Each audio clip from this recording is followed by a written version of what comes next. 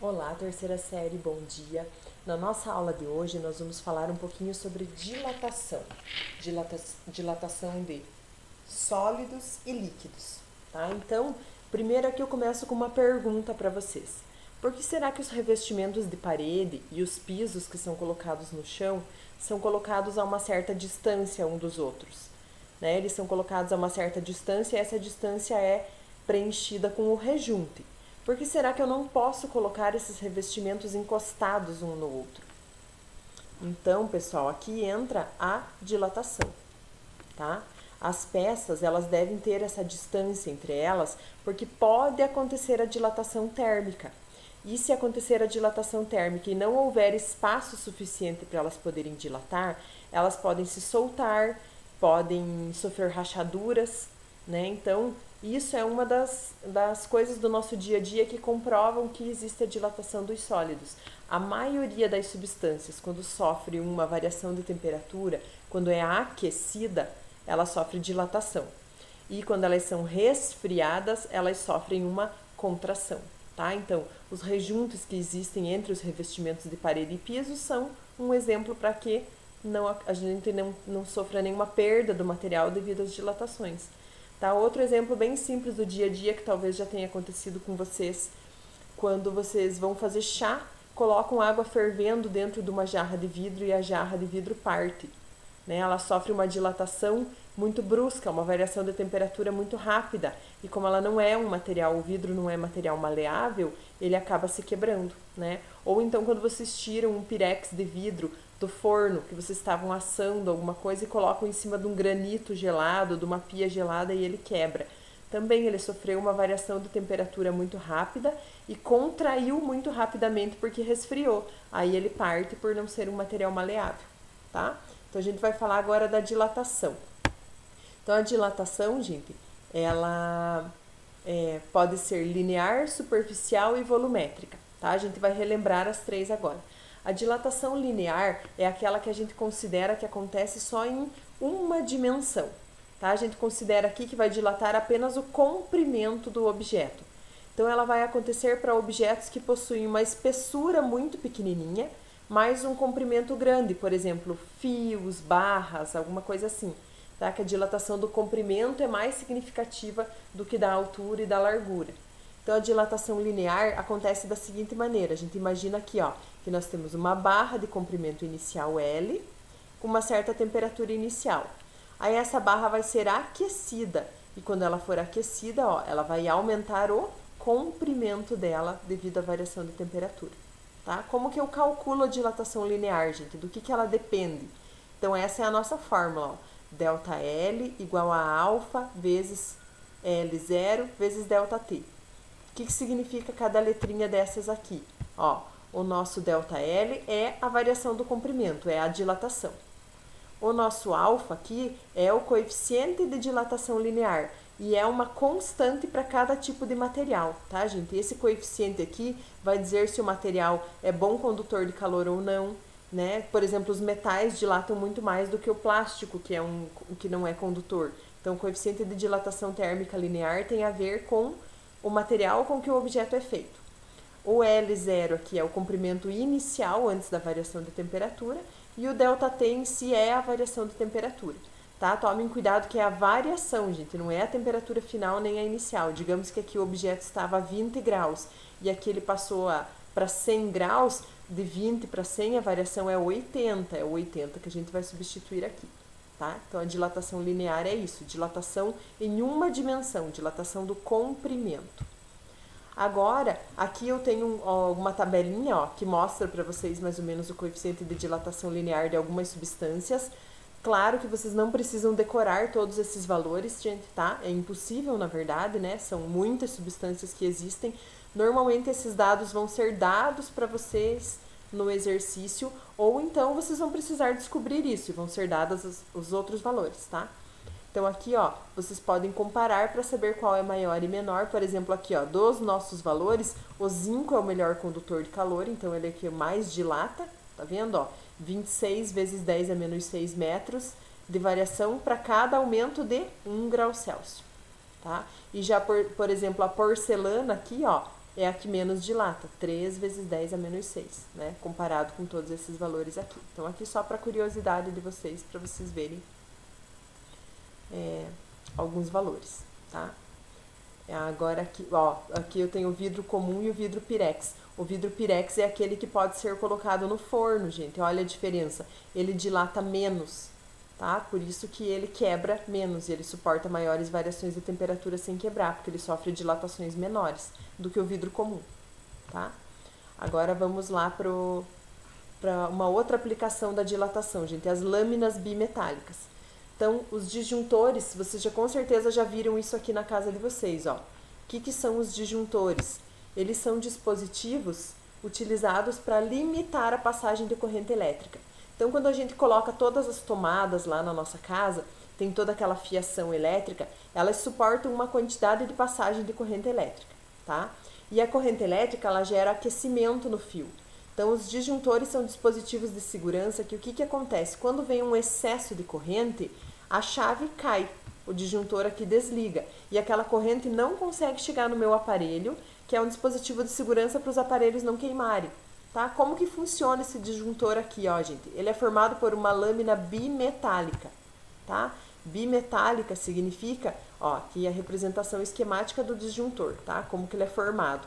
Então, a lâmina bimetálica são dois metais diferentes, tá vendo? Aqui o verde significa um tipo de metal e o vermelho significa outro.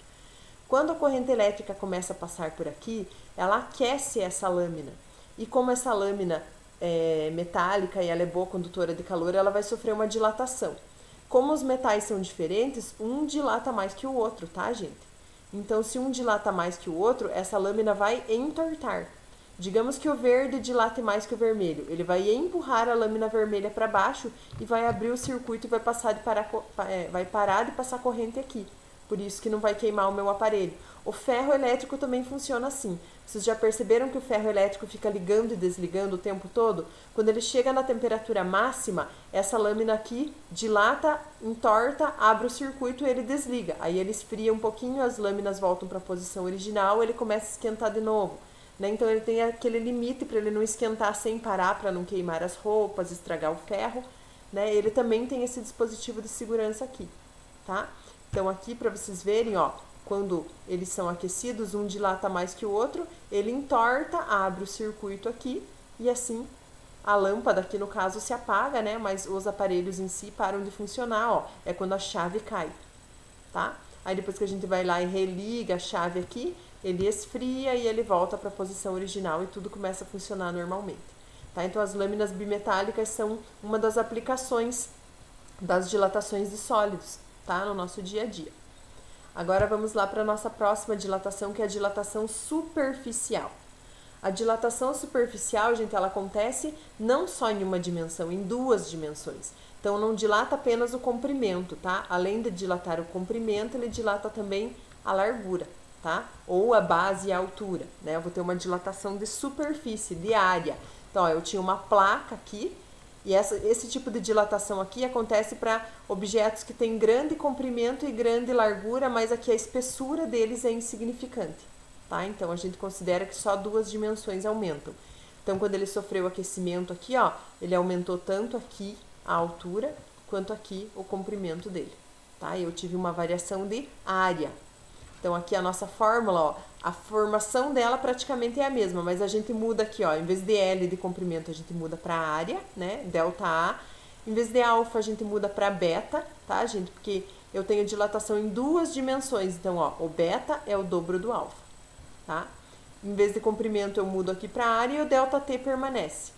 Então, aqui, né, ó, só para vocês verem o que significa cada uma das nossas letrinhas, o delta A é a dilatação da área, o beta é o coeficiente de dilatação superficial, não é mais o linear de comprimento, é o superficial de área, e ele é o dobro do linear, tá?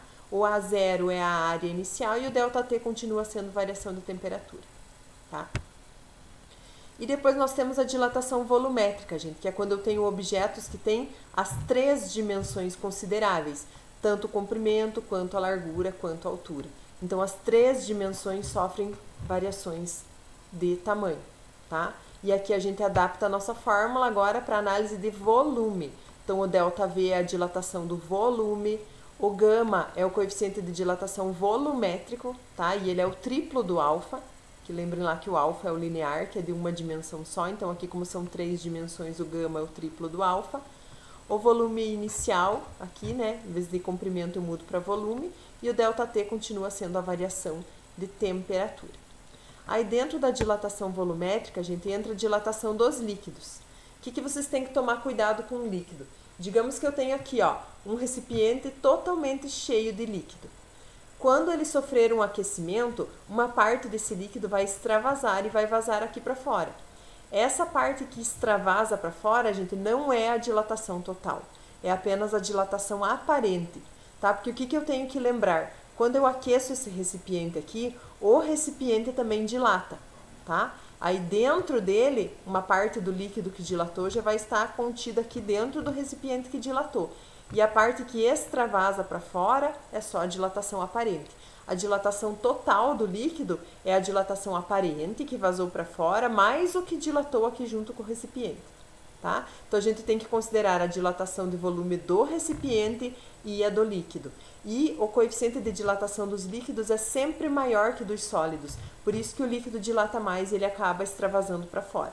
Talvez já tenha acontecido com os pais de vocês de encher totalmente o tanque do carro de gasolina e daí aquele líquido vazar para fora. Que daí o dia esquenta a temperatura, né, sofre um aquecimento e a gasolina dilata mais que o tanque e a gasolina acaba vazando para fora do tanque, tá? Então é um, né, dos exemplos de dilatação de líquidos.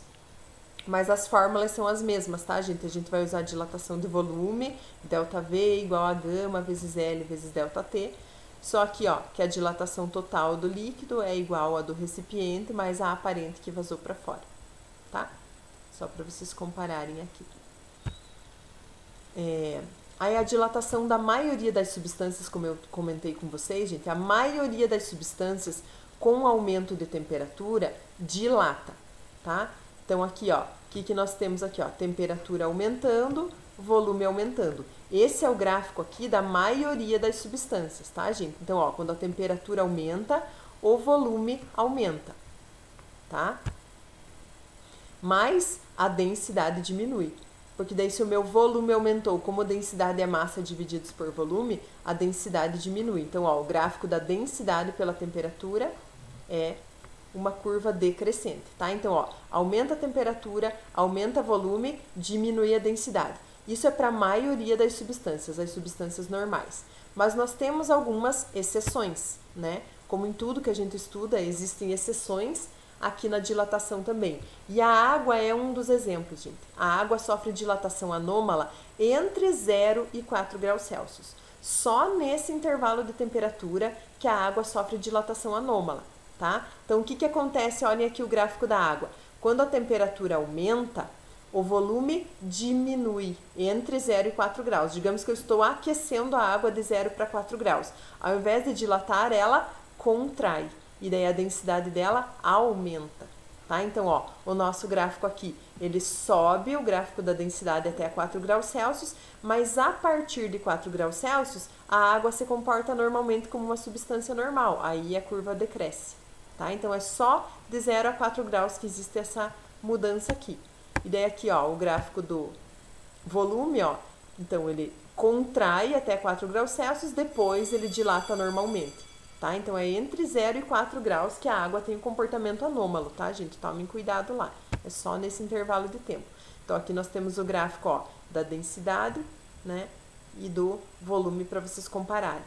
Que aqui entre 0 e 4 graus Celsius acontece essa variação. E isso, gente, essa dilatação anômala da água é que explica aqui os congelamentos dos lagos e dos mares, né? Lá nos locais onde a gente tem geleiras, enfim.